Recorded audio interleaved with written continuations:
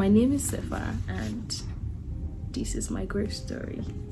Part 1. So relax and listen. I mean, this is the major reason why I've been away from YouTube for the last 365 days. So let's get started. Hi guys, welcome back to the channel. My name is Seffa, and if this is your first time seeing my face, you're welcome. I'm so happy. Thank you for the gift of your presence. Please do not leave without subscribing. Thank you. And to all my old subscribers and the new ones who just joined us, I'm so happy to have you all here. This is me, soul and body. Everything in all its glory. I create content, everything that is beautiful, inspiring, and cute. If you need a tissue, or you need a popcorn, or you need to grab a juice, it's about to be a movie. Let's get into it. On a cold, ashy Wednesday morning in December 2022, call came in. A very strange call came in, which changed my destiny forever. My name is Seffa, and this is my grief story.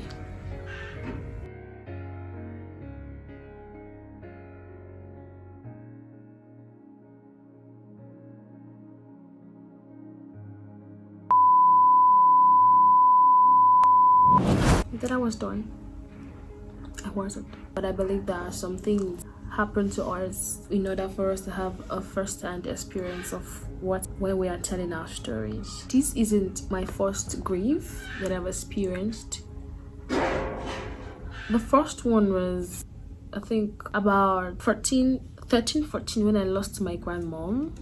That is my mother's mother. The second time I experienced grief was in 2019, 23rd January, when I lost my friend Victor Eshidong. Yeah, it was really a tough experience for me at that time. Very close. I spoke to you a week ago previously, like we texted, please get well soon and come back to me. I was actually dating Victor at that time when it happened. My mom was standing by me. I mean, she was holding me down. She was like, don't cry too much. If you cry, I'll cry with you. And she literally asked me if there's a blood covenant between her and Victor. Even I was going to die, it was so painful because Victor was loved by all. Victor was such a sweet soul. I don't know if purity should be the word, like, to describe who Victor was. Fast forward to 4 years later, this happened.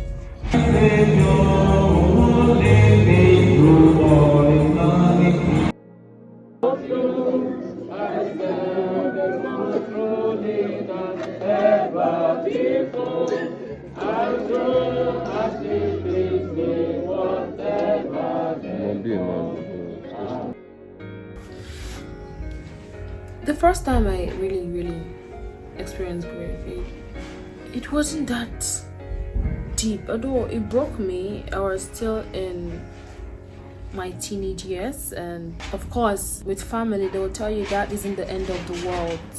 You get it? You can start all over. You're still young. My mother was, oh, calm down, you can deal with it, because nobody gets me like she does. I spoke to Steph that morning. I called her like, oh my god, Victor is dead. Steph was devastated. She didn't know where to like help me, how to do, because she was far away in Port Harcourt. And even when his sister texted me on Facebook, like, he would have really wanted you to have a good life. The first thing that came to my mind that I typed was, my love story has ended. Now the story changed when it has to be my mother, my parent, my first love, this person that gave me life, the person that I've known. The first person that I saw when I opened my eyes. I didn't know what to do. My reaction was crazy that morning when the call came in, and when I had like my sister speaking to a Catholic priest in our hometown, and he said, sorry, we lost mama this morning. it was like a joke because I went to church the previous night and I've been begging God because I have never seen my mother in such a vulnerable state before. So immediately she mentioned, she said, Mama, that was the first thing that came out of my sister's mouth, and I said it's a lie. I just woke up from bed that morning, so I ran outside the house shouting, God, why? God is a lie. They ran after me, but they couldn't get hold of me. I was not even wearing my shoes. My niece at that time was towards her to run. He ran after me, or she joined me. She brought my slippers and asking me, she was begging at me, please wait, please, Auntie Bella, wait. And even the gate man was like, and I saw a car and I just stopped the vehicle, take me to church. I need to talk to God. Even the pants I was wearing were pulling off, like the trousers I was wearing, they were pulling off. I don't even care. I just wanted to ask God at that time. I don't know, but I spoke to you. You agreed that this is not going to happen and not so soon. I got to church and people were actually there, like 2 persons were actually praying. I just shouted. I screamed at the top of my voice in the church, like, no, God, please save my mother. So that morning, I think before I left for church, I had already called Steph. I don't know if I don't know. Steph has a better version of how she felt that morning when I called her. I remember this day vividly, like it was yesterday. I had traveled to Port Harcourt for the Christmas holiday, and I wanted to be with my sister at that time. She's based in Port Harcourt. This particular morning, I was feeling all type of emotions. I was sad, angry, I was lonely. Inside me, I was feeling empty. I didn't know why, but while I was still in the kitchen struggling to prepare breakfast, I noticed that I had not gotten a text from Sarah for a period of like over a minute or 2 minutes, and then I felt my legs weak. I felt troubled and emotional at the same time. One thing just told me that Mama is gone. But then I checked in it, praying, cancelling every evil thought I had. And then I had my phone ringing. I was staring at the phone, but I didn't know how or why I couldn't stretch my hands to call. Then I shouted, Steph, your phone is ringing. Then I picked the call and then placed it on my ear. And the voice from the other side, end of the phone, was Sarah crying there. And then I just went down to the ground, and the only thing I could say at that time was no, because at that time my mom had already found out what happened, and she knew how close I was to Mama, and she called my sister and told her to bring me to where she was, because she was in our elder sister had to put the phone on speaker, and she told me to be strong and I should get up because I needed to be there for Sarah. At that point, said in her words that she knows how I am feeling, but she knows Sarah is feeling worse, so I should find a way to stand up, get a hold of myself, and then find a way to encourage Sarah. Then it occurred to me that at that point that why I was there feeling the way I was feeling, how was she feeling, how was she handling things, because anyone that knows Sarah knows that her and Mom are like 5 and extremely close, up to the extent that if Sarah's not well in school, her mom didn't find out somehow, even without being told. She will always know. Same goes for the mom. If the mom is not feeling fine, Sarah will be affected one way or the other without even knowing that the mom wasn't feeling fine. So I decided to book the next available flight. While on my way to go and see my mom, booked my flight all alone. My flight was also 6. I got to the airport by 4 o'clock, and I told them, said the flight was by 6, and I showed me a waiting area where I could wait there, all up in my emotions. The works in the airport came to me and was like, why my eyes are looking tired, am I okay? I told her, I don't know, I just lost my auntie, and she held me and hugged me for a while, and I was finally able to cry. Sat with me, holding me, and we didn't say anything to each other for about 10 minutes. And she told me that she had to return back to work and I should just take it easy. Thriving for me at that time was really scary. I had several nightmares, and sometimes it felt like my mom was there with me, and it felt like I was her. And it felt like she wasn't really gone. The usual, oh, she's still with you, and all. It was God, really. The best coping mechanism I had at that time was God. My family knew that they couldn't do little. They were actually scared if I would survive or not, if they can be able to handle me. They were all concerned, and I was lost, literally pretending to be strong for them. But every night I tell God that you have cheated me. I have it all written down in my diary. I was really angry at God. I was really, really angry. I mean, what happened that none of our righteousness could save her? I mean, this is a woman who has given all her life to the service of you and humanity. I can't see in like a better version of Proverbs 31 woman. I mean, this is not because she's my mother. At some point I felt my mom was too perfect. Like, are you actually for real, or you're just pretending? I used to think it like, what kind of a woman are you?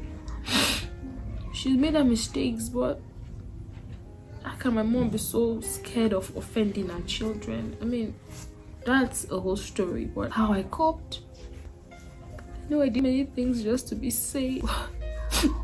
But it was legit God that was just helping me go through that phase at that time.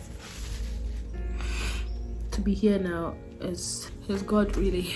It's God. I wouldn't say she's coping. I would say she's just trying to survive, and to survive, do it to the best of her ability. I've seen her struggle every day. There are times that we go to bed and then she wakes up and I see her crying. I hear her crying rather. And I just want to be silent and just let her cry out, so that hoping it to relieve a bit of the pain. I mean, a lot of people will say she will get over it. Oh, give it time. We went home and we did the burial. We got back. Everything was moving on well. I mean, this is all new to me. The whole pain, the whole the whole feeling of grief was all new to me. I'm literally a happy person all the time, so I just didn't know how to stay sad for so long. It was too much of a burden to bear. So the burial passed. You can see how devastated I was. It would be insane to want to say that I want to jump into the graveyard because that wasn't the extent of my grief. I wasn't feeling it there. But how can this woman live from her room down to where the grave, and they are putting sand covering my mother? Even it was so much pain. I didn't even see you before you died. I was away, and I'm meeting you. You will know more. Too much. It was too much. I couldn't even sleep. I was so restless. At some point when I was sleeping in the village during the burial period, I could hear footsteps. Like 4 a.m. I just feel like sleep literally evade my eyes. But August 2023, I wanted to see my mother. I wanted to see my mother. Cutting deep. I almost died, guys. I literally almost died. The dream I had was super scary. I mean, I have a whole lot of stories about all the dreams and the apparitions that came, because I am an African and I believe in the cosmos of the universe, and how I'm just spiritual. So I cried so much that day at the office. It was a Friday, and this void was too deep. It was hitting me hard, and I literally I said, let me just hug you. If it's just one time, Mama, let me just hug my mother. And it wasn't possible. Then I fell sick. It started on like that, back and forth from September to October. I birthday passed, everything. But from August, September, and October were the toughest time of that feeling of grieving. It was too painful. It was too painful. It was scary because I felt I was going to die. Like, I started feeling sick and I was going to the hospital back and forth. They said they were not saying anything. I'll come back, I'll go about my daily activities, I'll pretend and everything. My body was itching me, it was strange itchiness, and all the doctors that we saw, both from our friends list and your hospital, they said that it's an hypersensitivity reaction. From what? No water. Someone said it's depression, it's a psychological thing, something was wrong. And it was scary because I was just praying to get better. I was taking drugs upon drugs and I was just being afraid of going back to where I was before, because I've dealt with so many health issues back in the days, and I was just so scared. Like, PTSD struck in. It wasn't easy for me. It wasn't, because I was almost giving up. My family, they were scared. My BP was very low. Not even the type that would take you to the hospital. But this was all in my head. It just started that day that I just wanted to see my mother and daddy. You know, I was placed on steroids, and that was the only medication that could just keep me calm, or that could nullify the pain or the stress, the anxiety I was feeling at that time. And later they said it is clinical depression. Okay, that's fair. That's fair, because I get to feel unmotivated some of the time. I will start today and tomorrow I'm withdrawn. It was just back and forth. But I have just few lessons to share here. First is, nobody prepares you for pain. Nothing. And you cannot teach someone how to bear the pain. I've seen most people do crazy things when they are bereaved or when they are grieving. And I used to be like, why would you do that for just this thing? Why are you grieving like that? And I don't even know the gravity of the pain they feel. For me, there was a constant shattering. Like, you were tearing my whole body apart. My heart was... Maybe someone tells me, it is well, you will get over it. It was... Do you know what is happening in my chest? Do you know how I'm feeling? This is my parent. Yes, I saw my mom. My mom grieved her mother for 15 solid years. Like, sometimes I wonder, is there no end to this pain you feel? But this is my mother. There are people who are closest to their father, the girl dad, the daddy's girl. I always put myself in a position where I'll feel the pain of people. And I don't know how you're feeling, but I'm with you. But I can't tell you, do not feel it. You'll be fine. It get better with time. If you don't know what to say to someone who is grieving, please don't tell them anything. Just leave them or be quiet, okay? And I've literally learned that focus on the person who is focusing on you during this time, because I wanted a lot. I had expectations from my friends.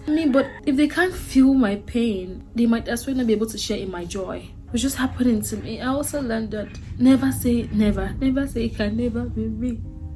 I lost my boy. I never saw it coming. Like, I wasn't even prepared. I wasn't even thinking in the next 3 years.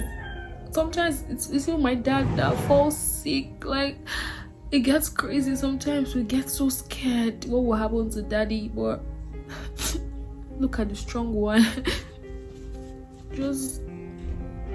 Nah, it was too much. It was too much for me. Even I couldn't fathom coming to share my story here, because I'm not someone who likes to feel pity, like the pity party. Like,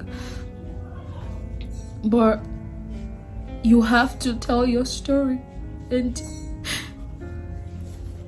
you just have to open your heart to where it aches you a lot so light can come inside.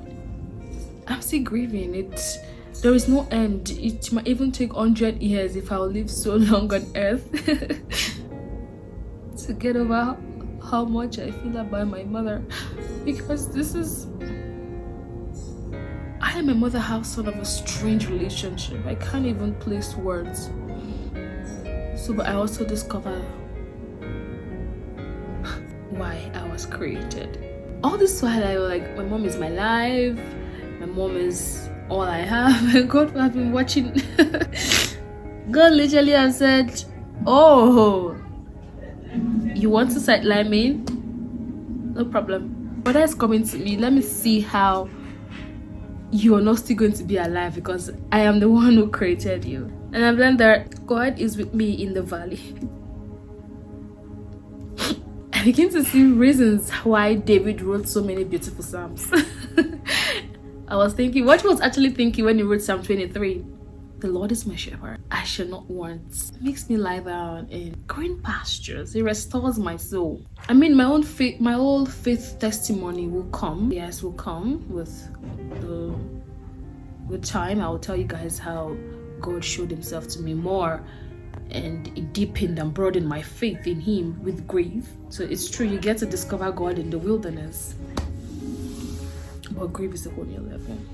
I also learned that with grief, you discover some part of yourself you have really hidden from the world. They just come, and then you get to see people for who they are. Really, you get to see people for who they are. A lot of people will say she will get over it. Oh, time. But I don't think time actually heals all wounds. There are some wounds that, yeah, you see, time will heal and everything. But this kind of pain, this kind of hurt, it's not something that can get easily healed with time. I mean, every year, if you're constantly reminded that your most favorite person in the world is not there with you, every birthdays, every big win, every sad days that you just want to hear the voice and then feel encouraged, your motivation, you carry your phone to call this person or to hear from this person, and they're not there. So I don't think time will ever be able to heal it, but she will always say it's her ticket to a good life. She always wanted her to be better, always believed in her, always wanted her to stretch. She had big dreams for her. I had so many regrets, but one major regret I still beat myself for every day was not to have made every second count. Like all the time I had to go and see my mother the whole of 2022, that I feel like, no, I was in a bad state and I was in a bad shape. I shouldn't go. I don't want to increase our problems or worries. I should have just gone. I mean, but one very important word is just give the people you love their flowers while they can't still smell them. Why they can still smell them. And my mom never hesitates to give us our flower. She always just knows how to placate us, to tell us the sweet things. And my mom is literally the best type woman in the world. It pains me a lot that I have to just cry. That why am I just crying? It's irritating, because she didn't just deserve to go. No. And also, one of my major regrets is procrastination. I mean, not to have created those beautiful memories I had in mind to create. Like, oh, let's do this random video and I don't know, wait for this perfect timing, wait for the perfect time. I mean, I should just live a little more in the moment, not to think what could be, what would happen. Anytime I feel that way, I get really angry. I mean, I'd seen our 2021 and I came, we left the village 2022 and went for the holiday. There's a video on that, the palm wine experience and all. Why Didn't I go to see her in 2022? Why? I keep asking myself that question. Why didn't you go to see her? And then she told me, come and stay with your mother a little. You know, you're my last born. And I felt like, Mama, I'm not okay. I'm not feeling well to come and stay with you. Then I was literally dealing with the arthritis pain thing. And then she was always feeling sorry for me that I'm a young girl and I started dealing with bone pain that she has been dealing with. And I didn't want to see my mom so worried and anxious about what I was going through. So I was avoiding it. I should have just gone. How did grieving affected my relationship? It's in our most difficult times, in our most difficult situations in life that we get to discover who our friends are or who we are as a person. Like when you are most vulnerable is when you get to discover, this is my kind of person. Do I allow people to grieve with me? Do I shut people out? Do I help people? Do I maintain my character as a good person?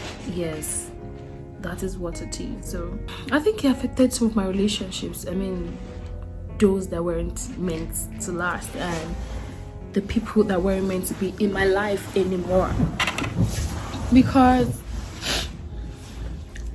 a friend of mine, this girl has literally been my friend for years, the friend of the house. My mother loved her so much. It's okay, there are so many times that she has not like proven to be my friend, but I'm not here to look at who is being my friend or who is not. And I also felt like it was a one-sided friendship at some point. Like,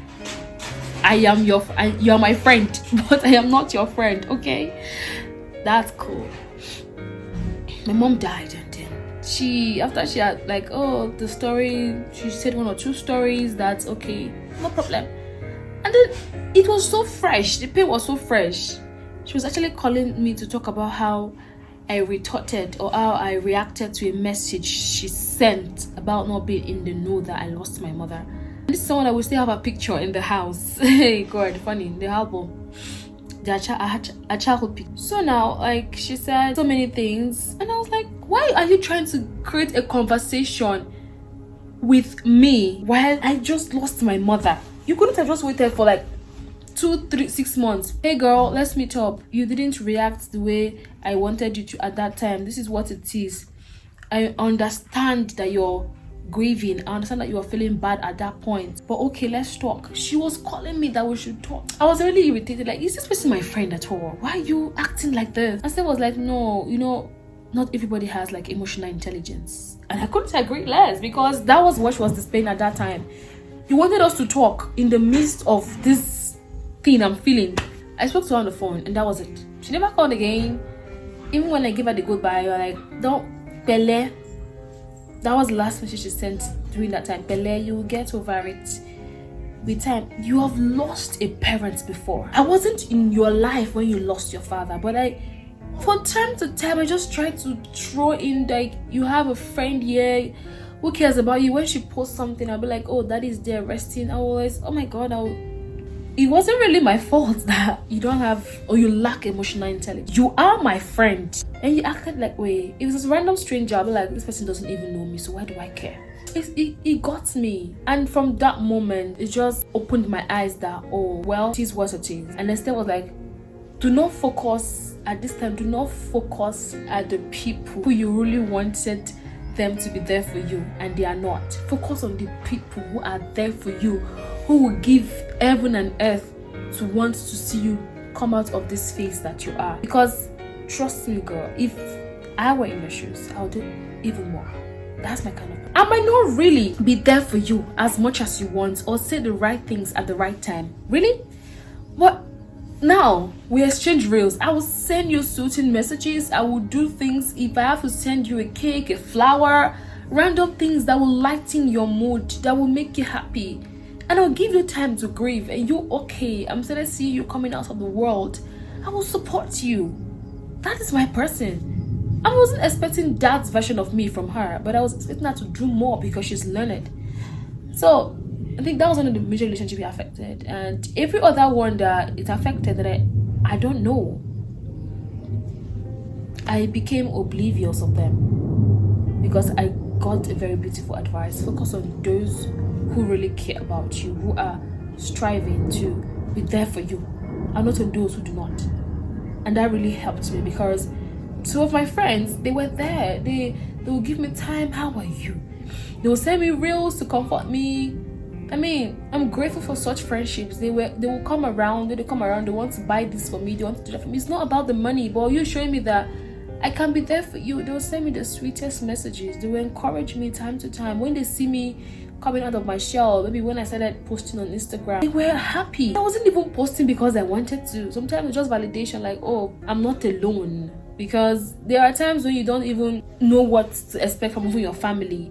They are all grieving. I cannot pressure them to focus on me. Each of us were grieving in our own way. Even my sister, she was supposed to be part of this video, but I just wanted to put her in the light because it was so much for her. She was feeling like, oh, she has me as a responsibility now. What do? They have to just make my mother proud by taking care of me. Last one ish. Taking care of me and then doing all that. So I didn't want to like put so much weight of pressure on them. I wanted to be like, I'll be fine. I'll deal with everything. About my relationship with God, it was the major part of my grief, and that is a story for another day because it was deep. I mean, I was, God, are you for real? How do you do these things? How do you just sit down and decide that, okay, you want my attention, and then you have to take the only person in this world that makes me want to do things, want to like push my purpose and me. And God was like, yeah. And God gave me the most perfect answers ever. He answered me even when I couldn't speak or say anything. Lastly, I want to say for all those who are grieving, I mean, we don't get the part where we'll say so much about our stories. Is there any grief book I didn't read or any grief movie I didn't search in the world to just know how to grieve perfectly? I did. I sought for answers. I went to posts, to books, everywhere. But the truth remains that you do not know how to grieve until you grieve. And then when you lose a parent that you really love or were really close to, your eyes will open. Some of the most beautiful things or ideas in the world is birthed from pain. And then for most people, it's so much for them and they don't even know what to do in their pain. People who are grieving have one thin line between being alive and dying. Give them a chance and give them your strength.